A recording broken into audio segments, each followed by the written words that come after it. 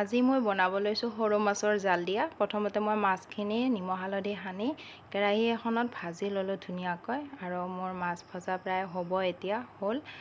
আৰু কেৰাহী এখনত তেল দি দিলোঁ।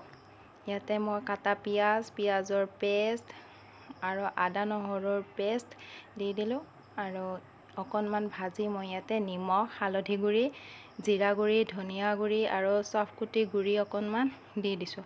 আৰু এইখিনি অলপ সময় আমি ভাজি ল'ম। আৰু ইয়াত অকণমান পানী দি মছলাখিনি মই ভাজি ল'ম এতিয়া। এয়া চাওক ধুনীয়াকৈ তেলখিনি ওপৰত উঠি আহিছে। আৰু ইয়াত মাছকেইটা দি দিছোঁ, সৰু মাছকেইটা।